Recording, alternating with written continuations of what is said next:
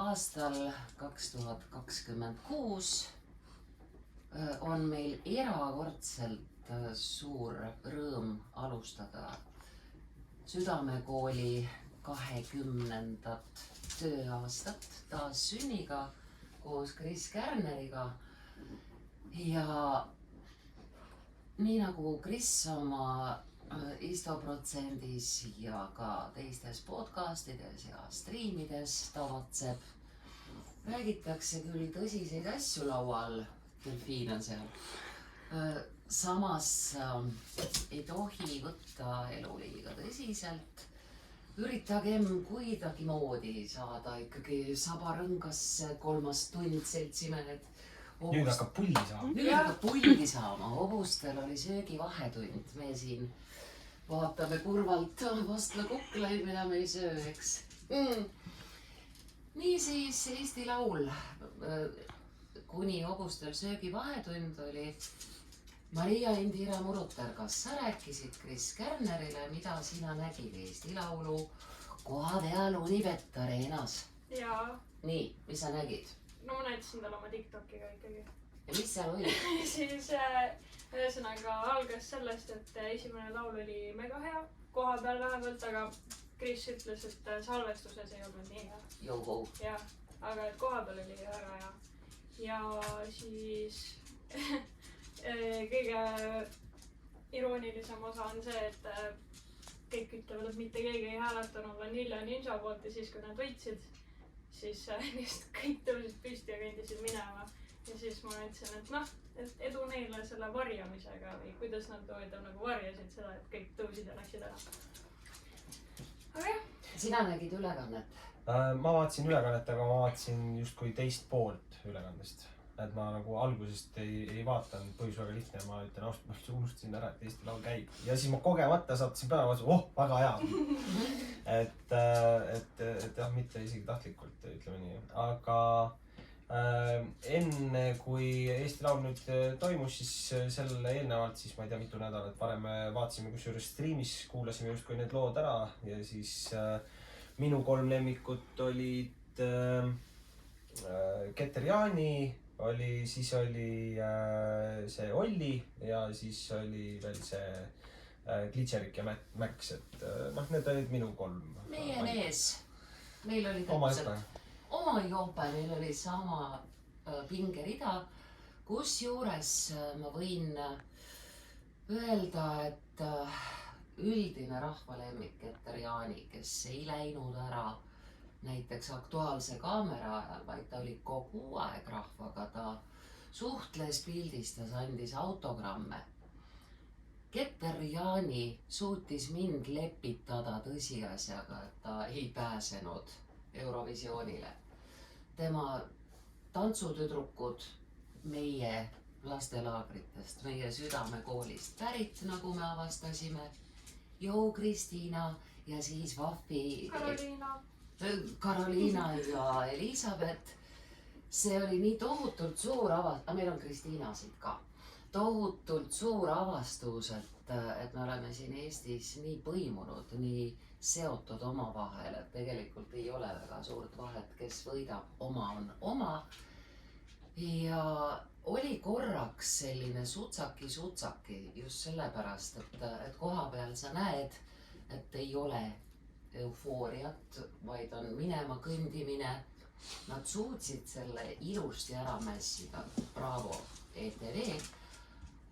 Aga mida tegi Keter? Keter Jaani absoluutne favoriit, rahvalemmik, parim laul ka The Game koos sõnadega väga hea. Eile Ringvaates ta laulis, naeratades võidulaulu. Ehk siis sellega oli kõik öeldud. Keter laulis seda võidulaulu siiralt naeratades ja tead, see oli linti tehtud seal koha peal hetk pärast seda, kui ta tegelikult ju ise kaotas. See oli nii ilus, soe, siiras, õige asi. Meil on meie koolis selline komme, nii Südamekoolis kui meie kolledžis, et igal aastal me teeme nendest laulusõnadest õppematerjali. eks ma lõikan ise ka profiiti sellepärast, et nii Tommy Cash kui Viis Miinust ja Puuluup on toonud meie videokanalile põrgulikult palju vaatajaid. Kuninglikult palju. Ja sel aastal esimese soojaga tead kriitiline ja morn, et mis asja. Tead nagu e-hääletamine, et kuni kella 11-ni on üks pilt, siis tulevad mingisugused müstilised hääled, mis keeravad kõik teistpidi. Ehk siis jälle reform, valisime mida tahtsime, aga saime ikka reformi, noh. Ja mul oli korraks tead selline tunne, et ma teen ühe hästi sapise õppematerjali. Tänu Keter-Jaanile see läks üle esiteks.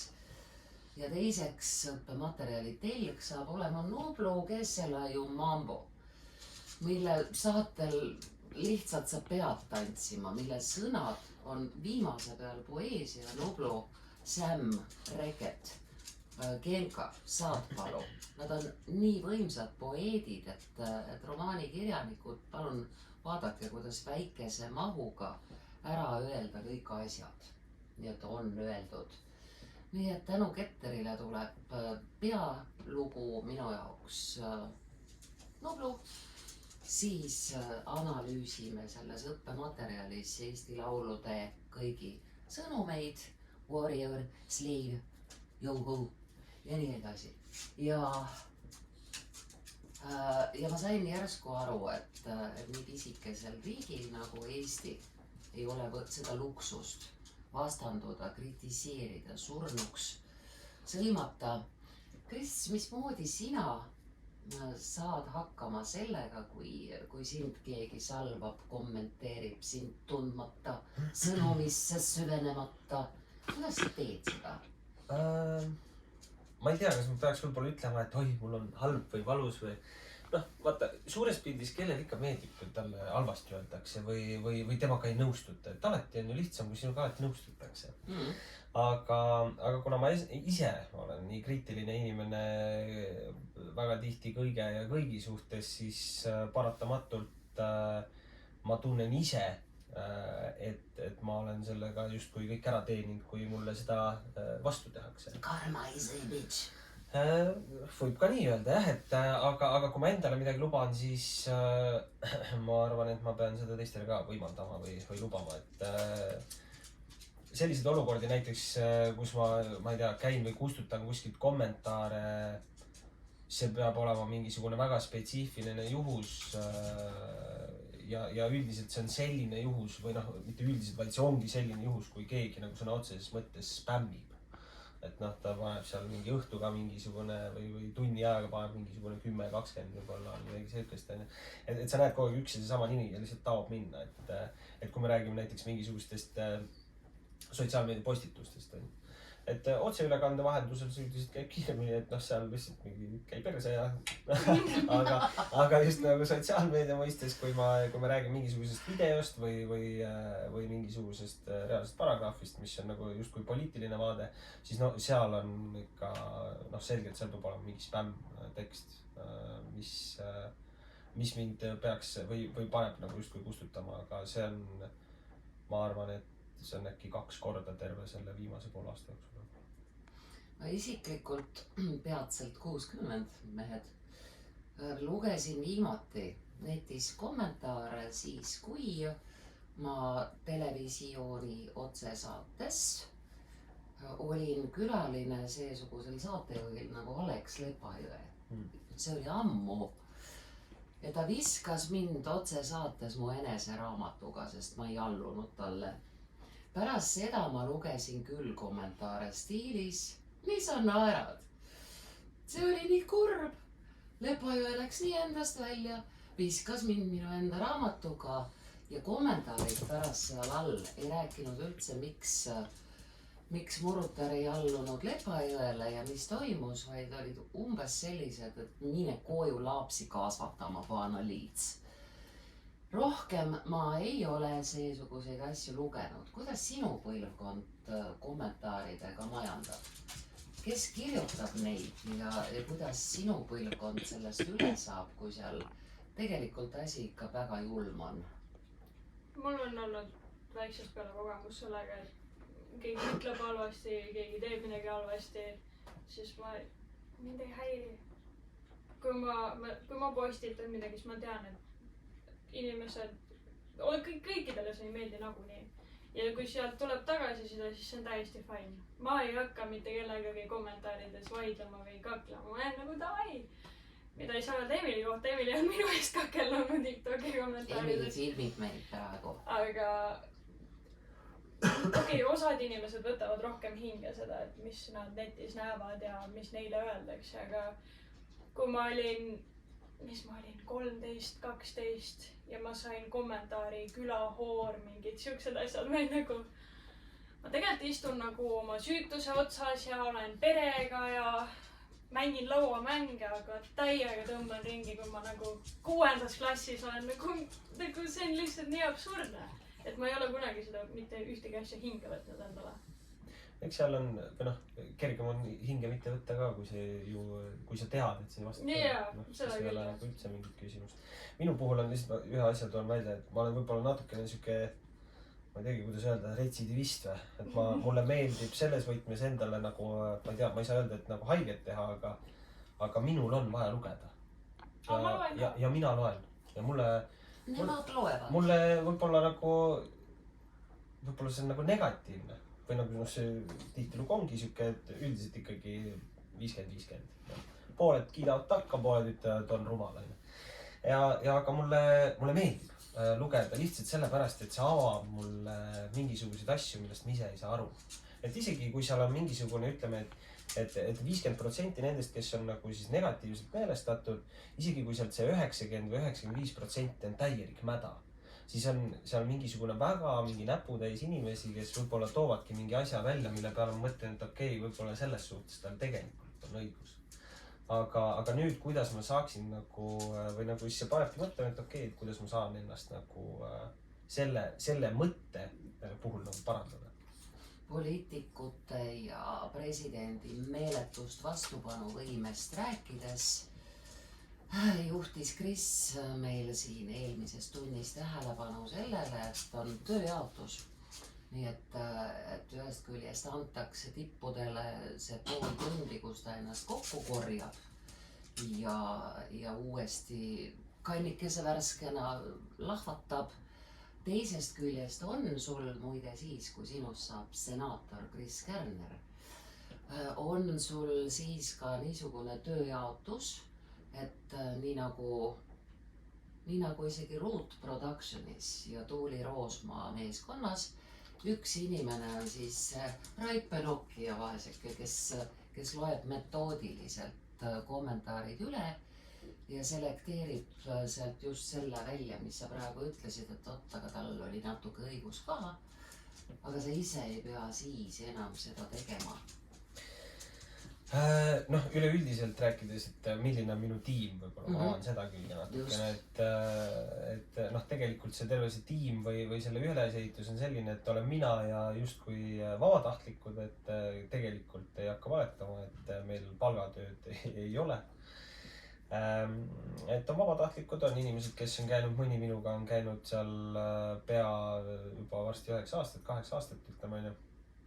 Mõni on käinud 4, mõni on käinud 2, et see tiimi suurus on kuskil seal 10 inimest, aga põhisisu on siis see, et mina teen laivi ja siis minul on justkui üks peamoderaator, kelle sisuliseks igapäevaseks tööks on justkui see, et ta saadab mulle päevakohased uudised näiteks.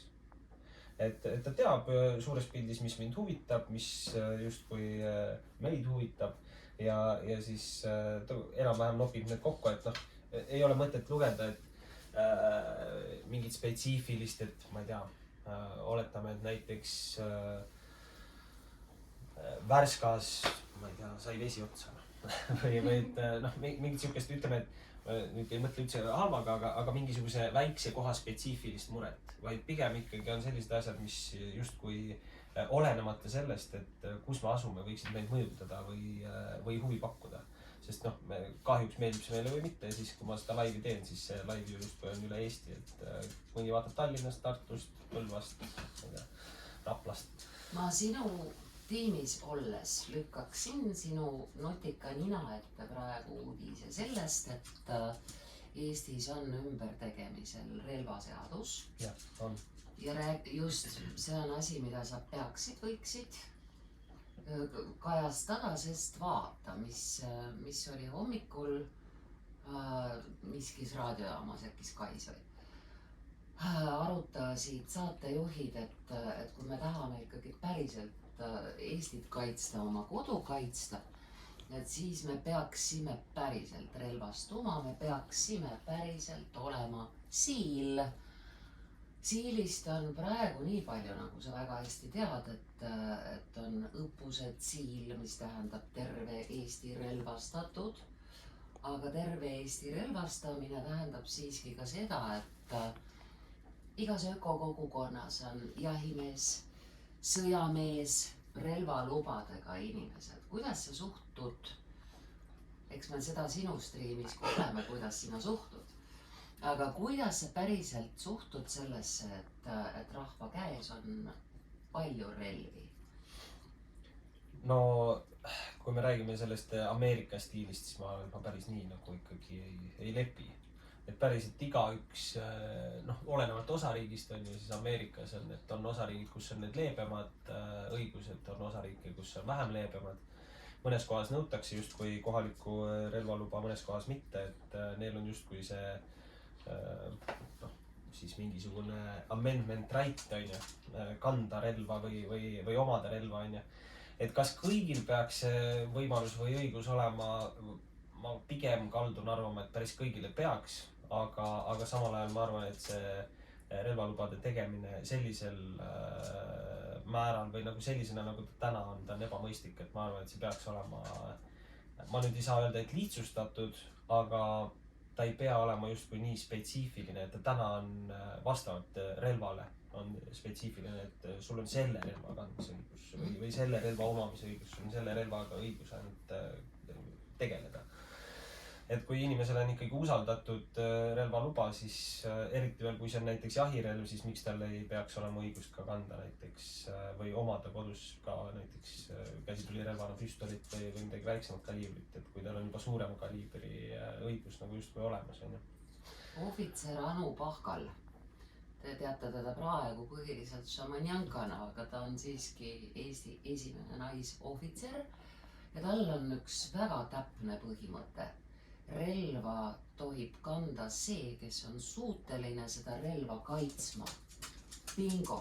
Sest vaadake, kui lihtsalt filmides juhtub ju see, et keegi väga ma siin teatud ähvardan ja kaitsen ja talt võetakse see relv ära ja keeratakse ta enese vastu.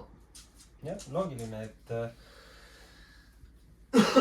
sa võid justkui olla ju õppinud ja teinud ja väga justkui raamatutark inimene relvade teemal, aga kui sa füüsiliselt ei ole võimeline seda justkui kaitsma või et sa ei ole kindel, et keegi teine ei suuda seda sinult ära võtta ja sinu vastu pöörata, siis võib-olla tõesti ei ole mõistlik. Tütrekene, kas sina tahad jõuluvannalt oma relva? Pumppüssi?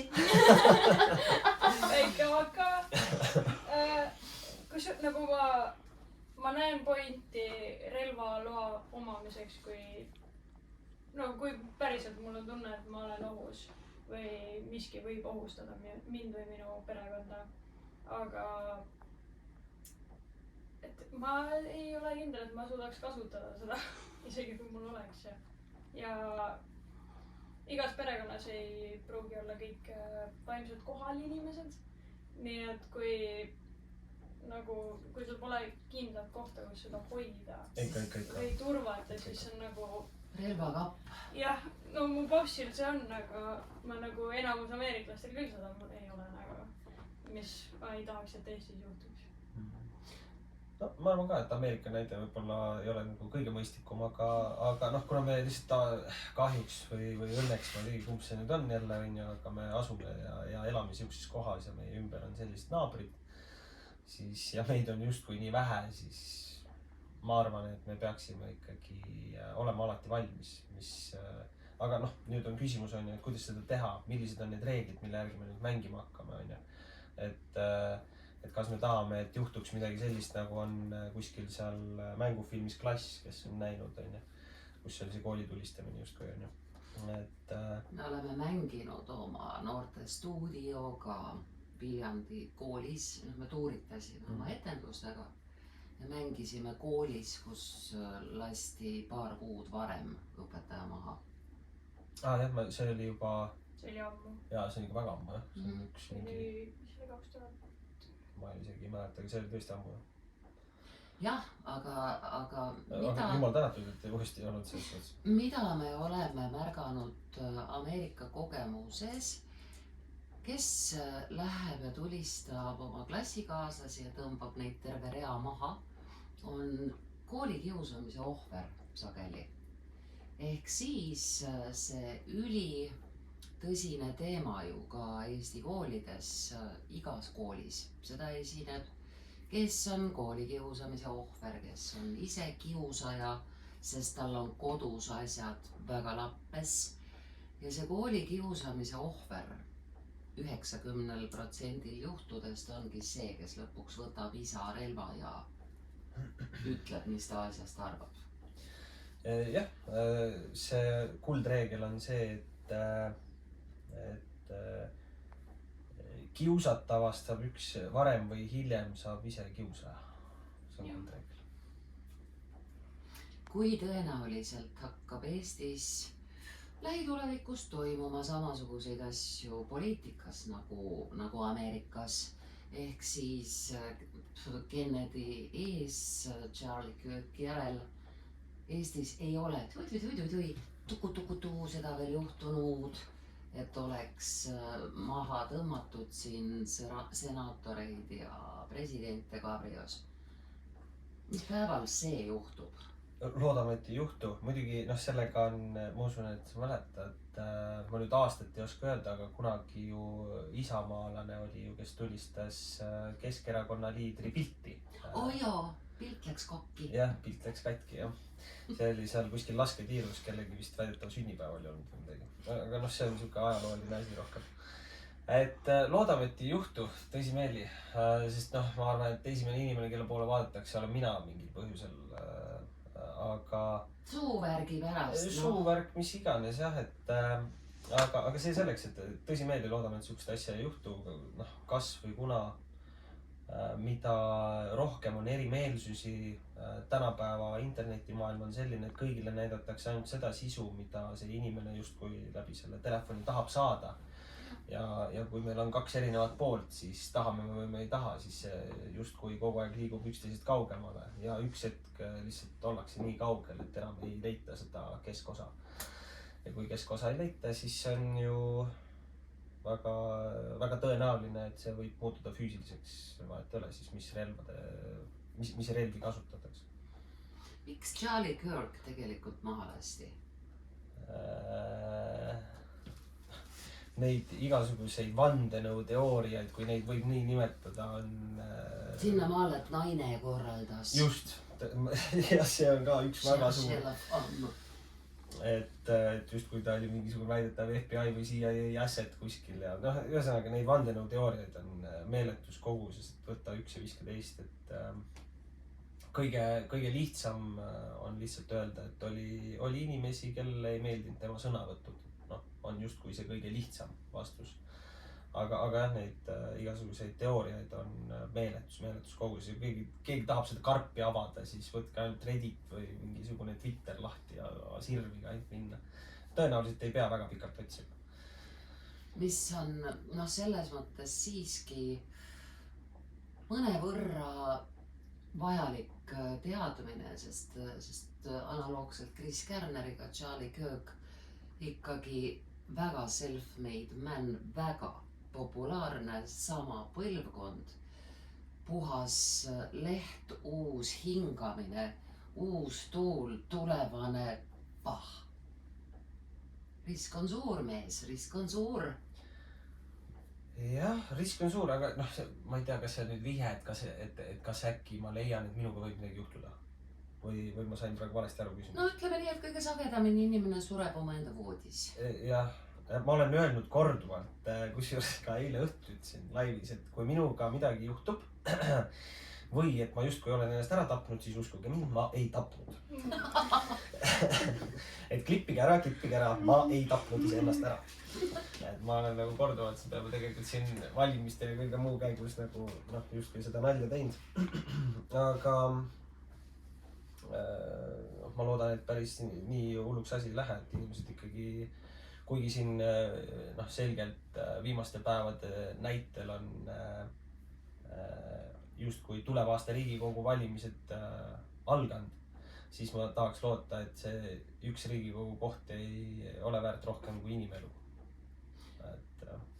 mis on eestlaste üks pisikene täiesti mõistetav tunnus teab pärast kogu seda orjaaega ja nii. Me tahame olla nagu suured.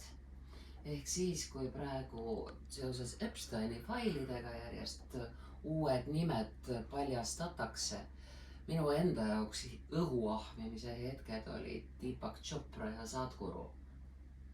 Nagu, mis toimub, et nemad ka seal failides, aga eks me nende Epsteini failide paljastumise puhul vaatame asja nagu arvutimängu. Samas me ootame õhinaga, millal hakatakse Eestis paljastama tegelikke taustu, illuminaatide tagamaid, kes kelle nööri tõmbab, kes mida teinud on. Kui palju tegelikult võib olla seda paljastumas, mida praegu pumba juures olijad ei taha, et teada saadaks? Mina arvan küll, et seal on. Ja ma arvan, et seal on päris palju tegelikult seda materjali.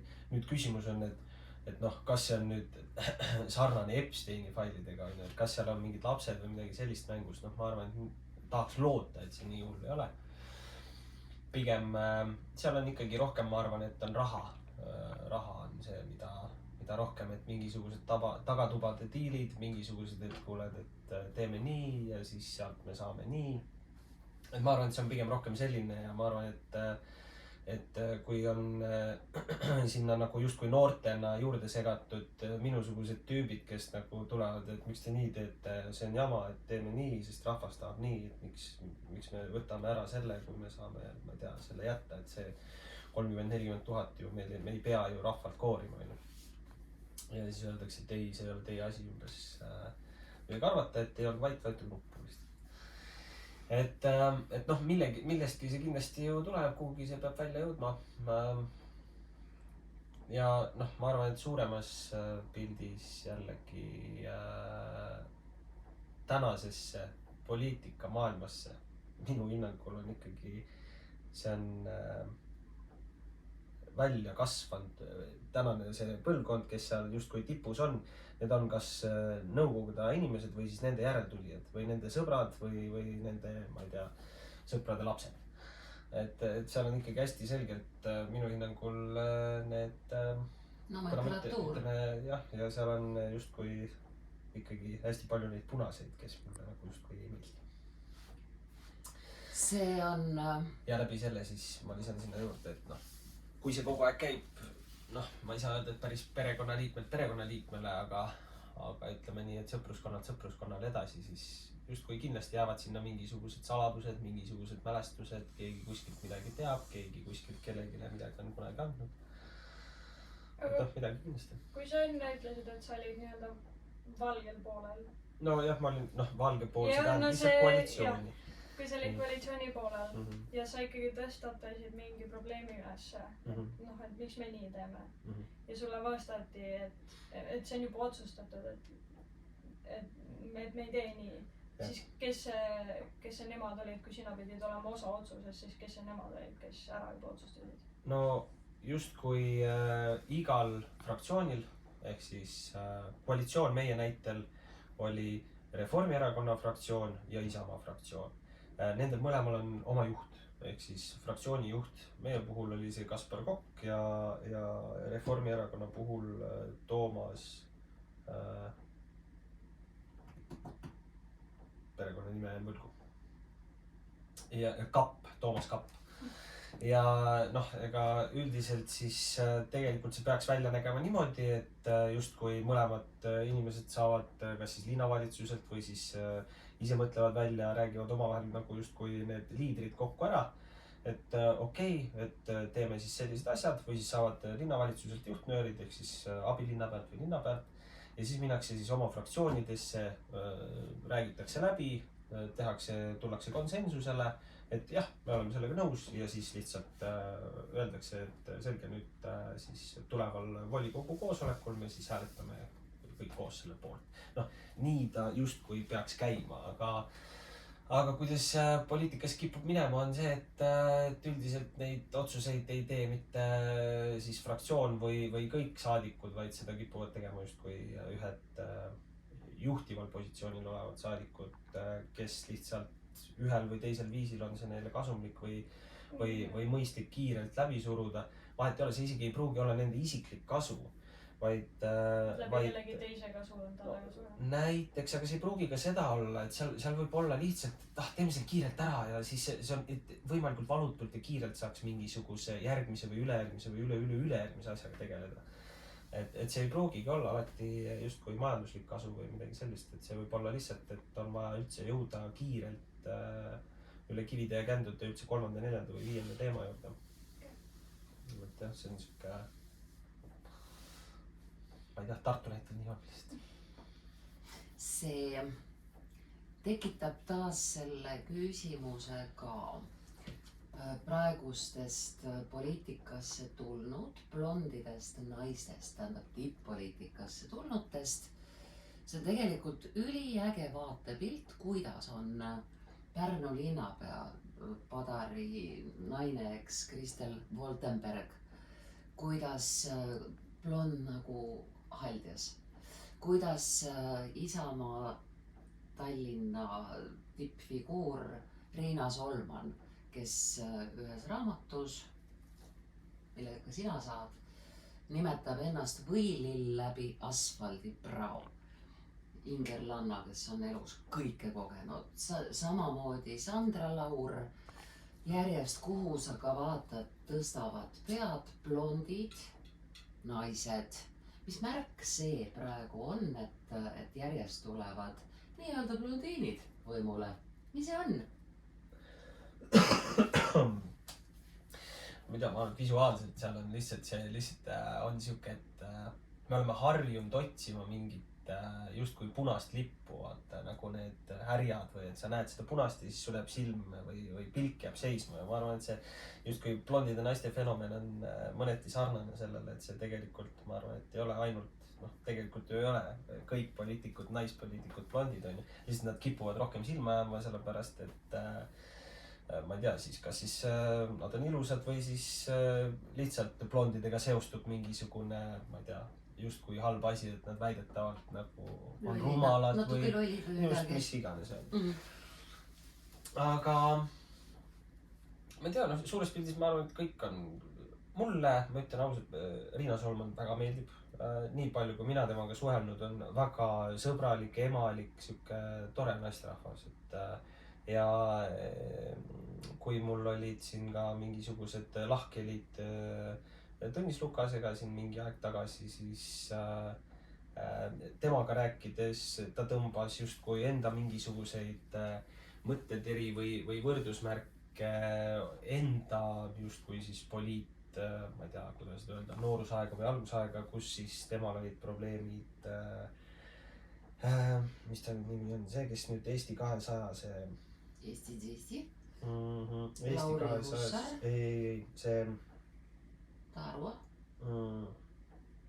Kes oli ka enne Isamaas Tartus oli täpselt samamoodi. Siis nad läksid seal, Isamaas läksid tülli. Ma nüüd ei mäleta nime, igatahes ta on Eesti 200-s. Las ta olla. Ühesõnaga. Ja ühesõnaga ta tõi nagu mingisuguseid võrdusmärke, et näe, mul oli suhteliselt sarnane olukord.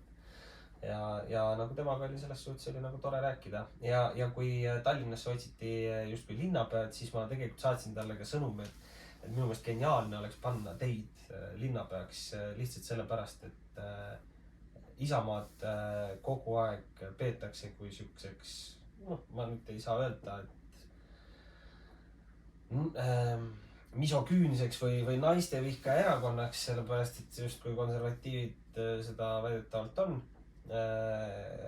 Siis noh, see oleks justkui olnud nagu nii hea nagu ninanips minu isiklikul hinnangul, et pannagi siuke ema, tore naisterahvas linnapeaks, et aga noh, ta jube kiirelt selgitas mulle, et kuigi ta isegi võib-olla see oleks nagu huvitav ja hea mõte, siis kahjuks ei ole võimalik ja mingisugustel kokkulepete tulemusel, noh, sest nad justkui Keskerakonnaga ju hiljem või noh, tegelikult see kokkulepe sündis varem, et tuuakse kuskilt väljast sisse, aga justkui avalikkus seda veel ei teadnud.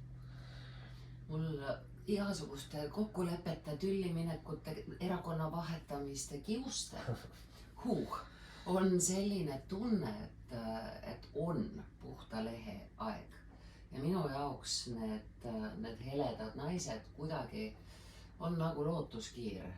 No just see valged võidavad, tead. No ikka jah, et selles suhtes, et nõustun, et see lihtsalt näeb väga siuke, noh, kui ikkagi täpselt samamoodi, et kui inimene paneb endale valge särgi või pusa selga, siis ta justkui tundub nagu autoriteetne ja puhas ja siuke, noh, hea inimene jah, et kunagi ju meie tänane peaminister Michal ju kunagi ju sai mingi jamaga hakkama, täpselt ei mäleta ja siis ta ju pani ka endale valge pusa, pani selga. Ja siis kas ta läks sinna, ma mäletaks 3 raudsesse või kuskile läks ju mingit intervjuud andma, kus teda seal sõimati ja öeldi igasuguseid halvasti ja mis kõike. Et siis oli ka, ma mäletan veel neid uudisi, veergusid.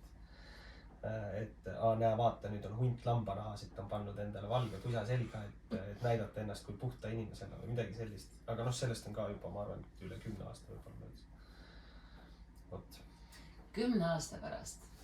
Siis kui sa oled 40, me enne siin arvutasime, et presidendi valimisteks 2 kuud nihu. Kris saab sel aastal 30, presidendiks saab 40-aastasena. 2 vahetust edasi, 2 kuud valesti. Mis sa teed 10 aasta pärast, mis sa arvad? Minu tänased eesmärgid on, ma ise näen, et ma olen Riigikogus sees. Sealt edasi ma tean, et 29. on Europarlamendi valimised, mis toimuvad üle Eesti juba. Ehk siis ma usun, et mul on ka seal väga tõenäoline teha mingisugune tulemus.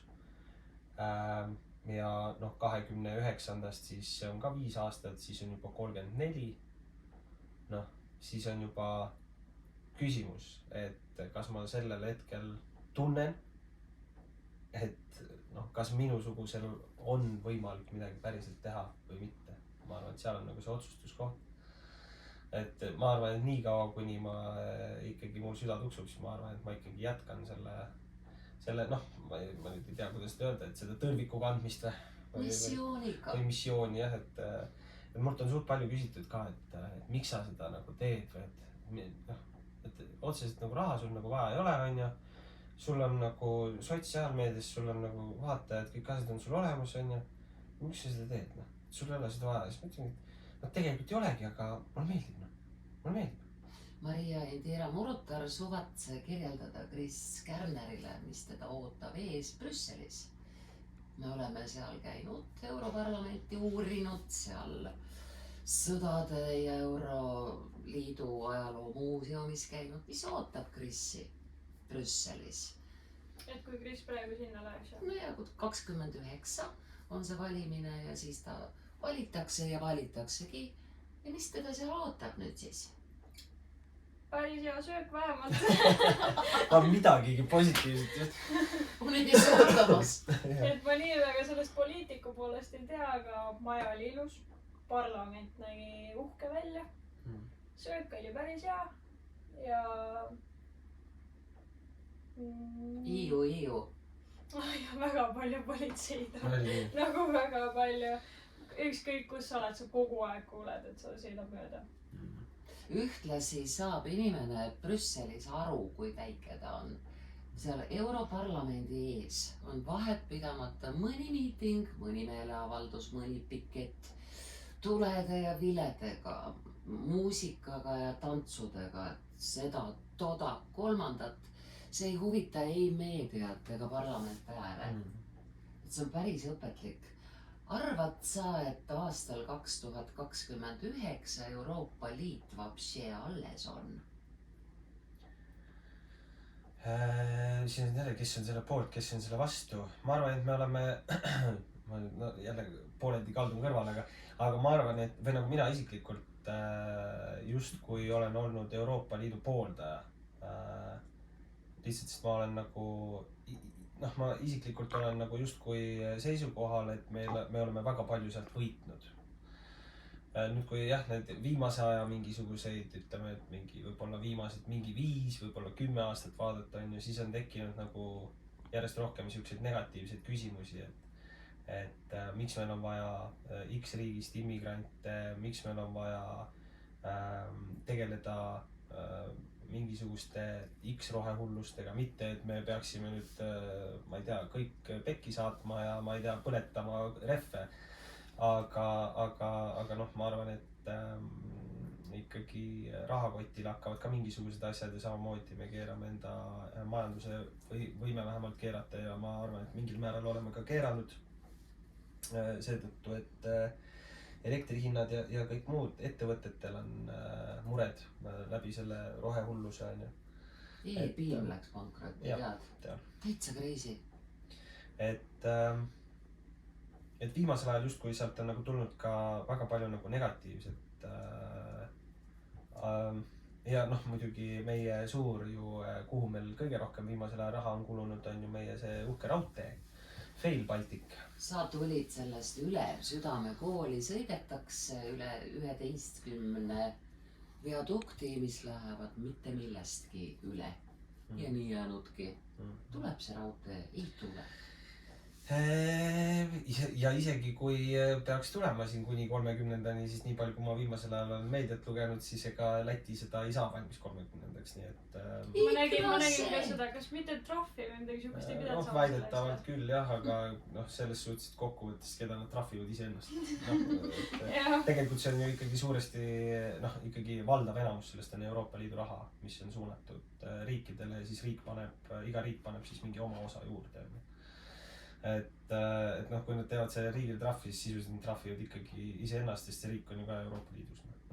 Eks see sunniku Rail Baltica on olnud ikka üks suur rahapesumasin, mille nimel on tapetud ka minu sõpru, meid vait pandud, ka mind tassitud Munamägede mahus pinnasti nendeks viaduktideks, mis on nagu kaarkasvajad üle mitte millegi.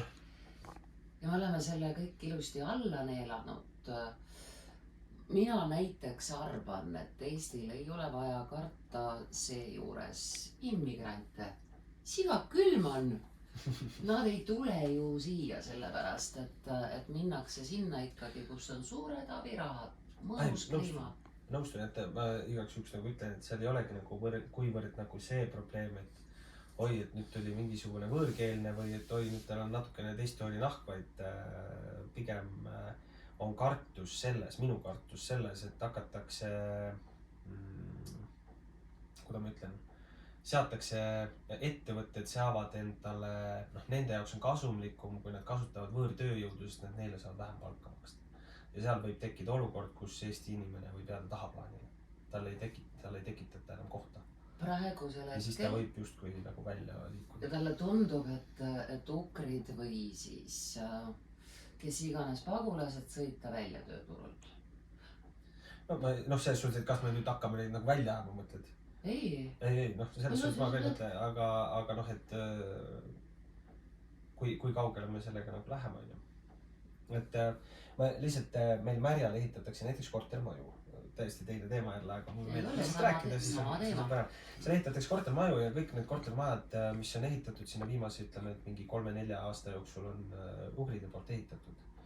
Ja selles suhtes, et kõva respekt, et nad ikka meeletu kiirusega ehitavad esiteks ja teine asi on see, et kui mina lähen koeraga jalutama jaanidel ja peale seda lähen mina jooma, siis ma vaatan, vennad panevad lihtsalt särgid maas, kütavad minna keset pühapäeva või laupäeva või mis iganes. Neid ei huvita üldse, nemad ei tea üldse seda asja midagi, nemad lihtsalt kütavad tööd. Samamoodi jõuluõhtul vaatad, vennad lükkavad värvivad seina. Et kõvad vennad on, ei ole midagi öelda. Lihtsalt murekoht on jah, et kas kõik meie inimesed saavad toidu laua peale endale? Töötukassas arvel olevate inimeste eesti keele õpetajana on mul paratamatult mitu korda nädalas see CV online ka lahti. Nad on ühel leheküljel ja Eestis on praegu enam-vähem 3500 vaba töökohta. Neid ei taha ei omad ega sisse tulnud. Ja no just vaata, seal on ka see probleem, et aga miks ei taha? Meil on täna, ma just, kas oli eile või üleeile lugesin, et meil on 21% noori töötud. Miks? 21%. 3500 vaba töökohta. See oli mingisugune, nüüd ma natukene võin eksida, 18 millegiga protsentides oli siis tütarlapsi ja 22 millegi protsentides oli poisse siis, või noh, mehi. Ja see oli 18 kuni 24 äkki või 25 või midagi sellist.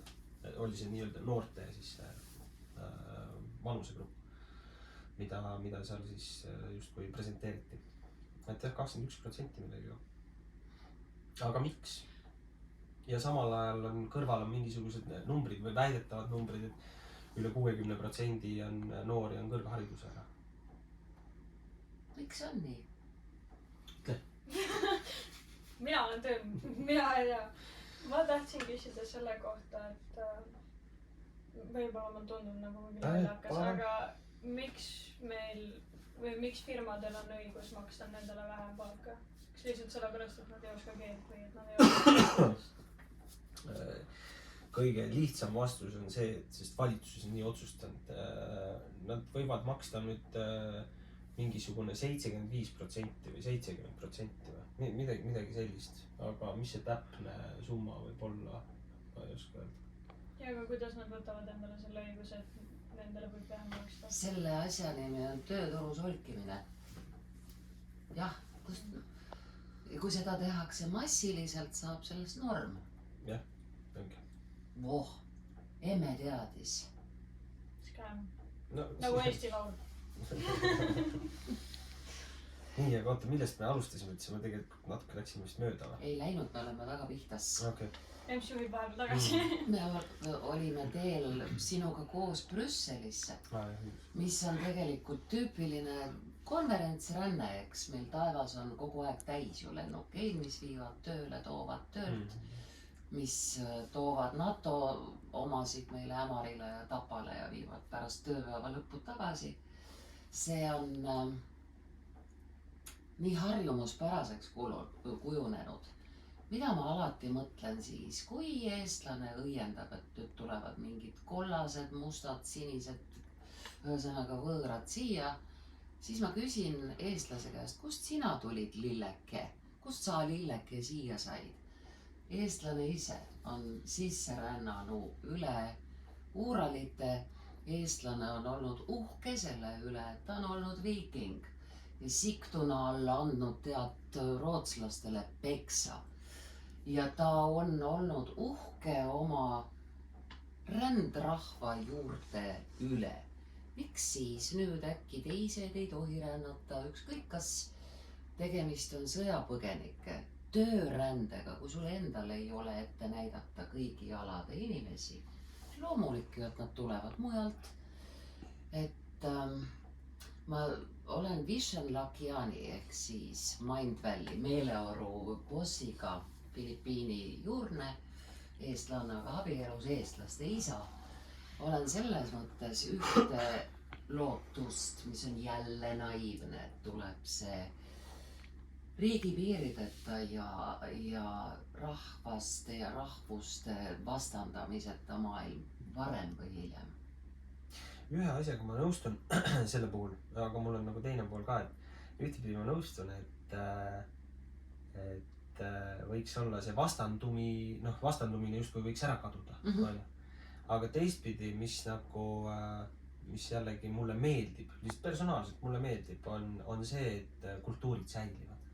Et mulle ei meeldi, kui kultuurid segunevad, mitte et ma et näe, vaata, et nüüd kaks erinevast rassist inimest tegid nüüd teist värvi lapse, vaid pigem see, et kui näiteks sa lähed reisile, onju, et sa lähed, ma ei tea, Egiptusesse, seal on hoopis teistsugune kultuur, sa lähed Indiasse, seal on hoopis teistsugune, jah, sa lähed Hiina, seal on hoopis midagi muud, Jaapanisse, et läbi selle nagu siis sa nagu näed, kui erinevad me oleme ja see on põnev ja see on ilus ja see on äge, meil kõigil on erinev ajalugu, see on nagu et minu meelest nagu see on ka tegelikult asi, mida hoida, aga jah, samal ajal see vastandumine, et noh, et üle riigipiiri käib kogu aeg siuke asi, see on tõesti jama, see on noh, totaalne. Ja, sest Vishen Lakhiani on väljendanud täpselt minu mõtet, kui ei ole riigipiiri, ei ole mitte ühelgi sõjal ka ju mõtet, siis ei ole sul võimalik sõdida, sest sa sõdid iseendaga siis. Noh, selles suhtes küll, jah. Kas selleks, et niisugune unelmate planeet, kuldajastu, mida on oodatud aastatuhandeid, Jeesukesest alates Joshua ben Joseph selle nimel riputati risti ja ikka ootame. Kas selle tulekuks peab tingimata juhtuma mingi globaalne katastroof, et inimkond lõpetaks üksteise kõride närimise ja tegeleks kokkuhoidmisega, sest oi. Ma arvan, et inimloomuses on võidelda. Nüüd kelle vastu, see on küsimus, on ju, et ma arvan, et kõik inimesed heidavad ühte, kui nad leiavad mingi uue vastase võib-olla. Kui tulnukad tulevad, siis no, on hästi.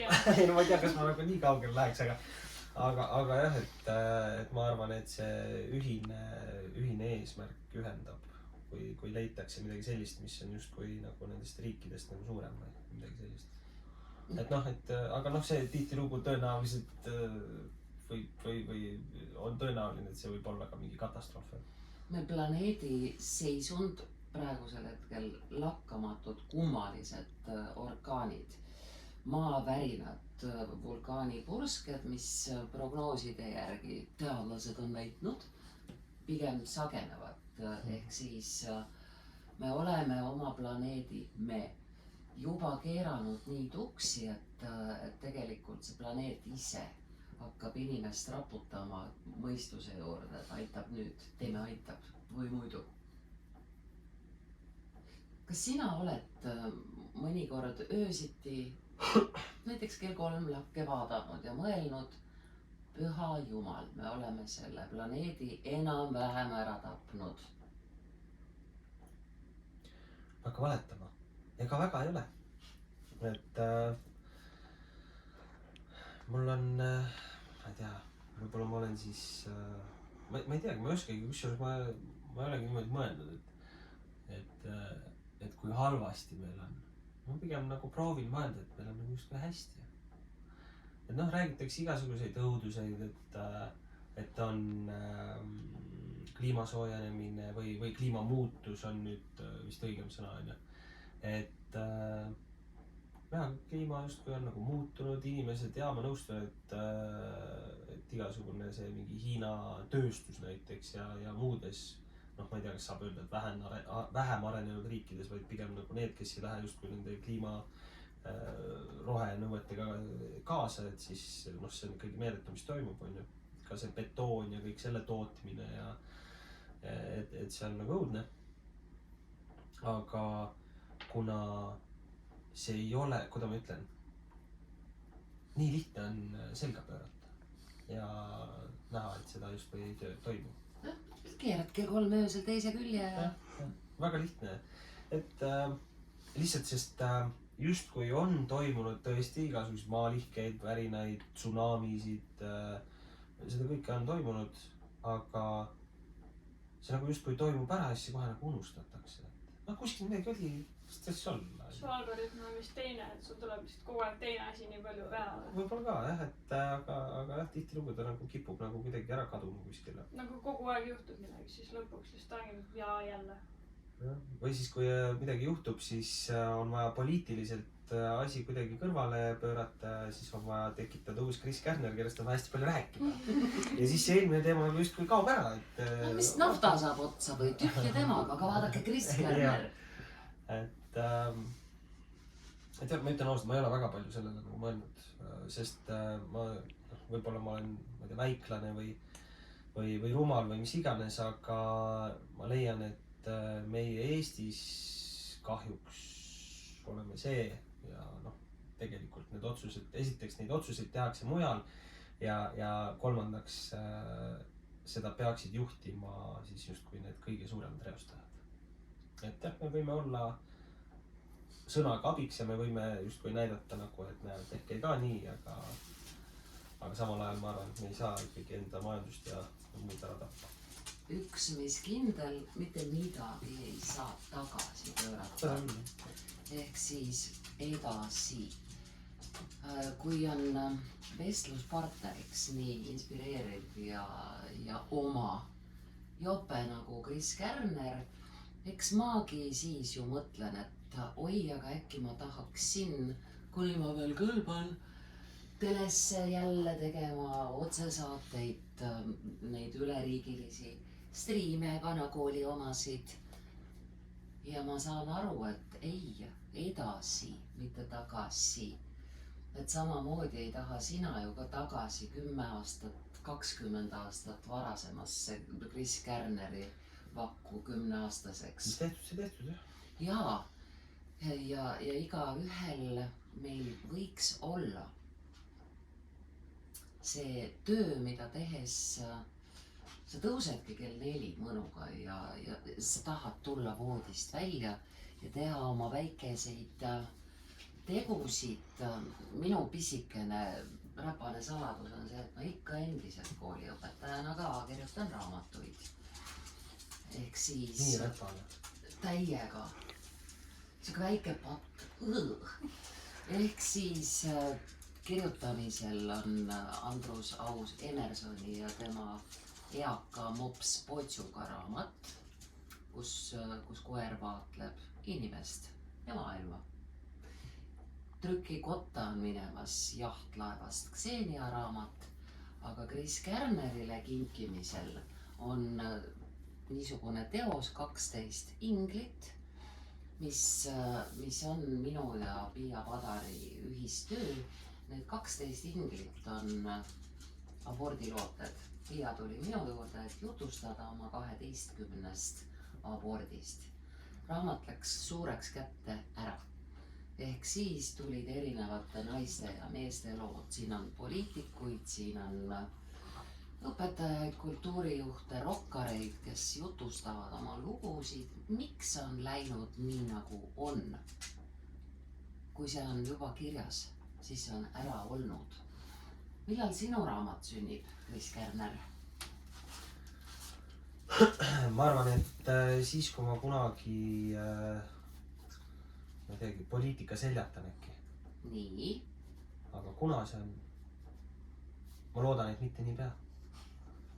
Et ma tahan, et seal oleks sisu, mida oleks pärandada pikalt ja palju. Muuseas, sellega näitas Kris sulle, kallis inimene, kes ta tegelikult on. Sest vaata, 20-aastane bzhuu vabalt kirjutab eluloo raamatu. Ehk siis mida pealiskaudsem ja õõnsam isiksus, seda lihtsamini tulebki 20-aastasena juba mingi malluka monoloog on ju. Ehk siis pane sina tähele, sul on võimalus siis kirjutada eluloo raamat, kui sul on elu ja lugu. Mis ma nüüd siia siis kirjutama pidingi? Austuse ja armastusega meie Krisile. Sinu tüdrukud, mine ka. Sinu tüdrukud, Südamesalu koolist. Ja sugekirja arusaamisega. Vähemalt sa tead, mis ta kirjutab. Ma sellepärast ka võingi, et siis ta saab aru, mis ma kirjutasin. Siis ma saan sinu osta ees pärast kirjutada, et seal oli siuke tekst. Ja milles point on, tead Kris Kärner, ümber sinu siin on absoluutselt kõik naised. Selles mõttes, et me siin elame, eks ju, kahekesi tütrega.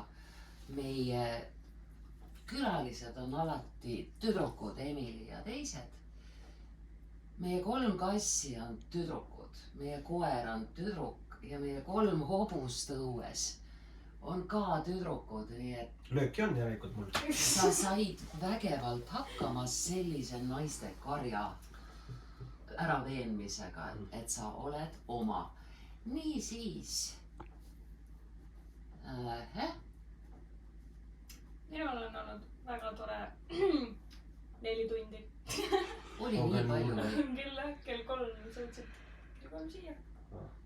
Ahaa. ma ütlen ausalt, ma isegi väga ei pannud tähele. On ju? Et nii, et järelikult oli täitsa tore. Kui ükskõik uskumatusega ei ole.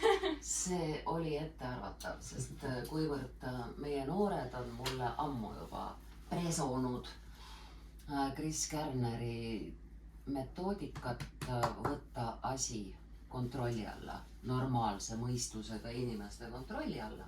Eks ma olen sind jälginud ja siis ja ma ikka teadsin, kelle ma kutsun. Ära päeda, su striimi ei vaata. Vaatan küll, noored sunnivad. Väga hea. Näe, niimoodi kirjutasin. Ja see on nüüd sulle. Osta EES, saad selle eest 40. Väga hea. Võib-olla Aga rohkem ka.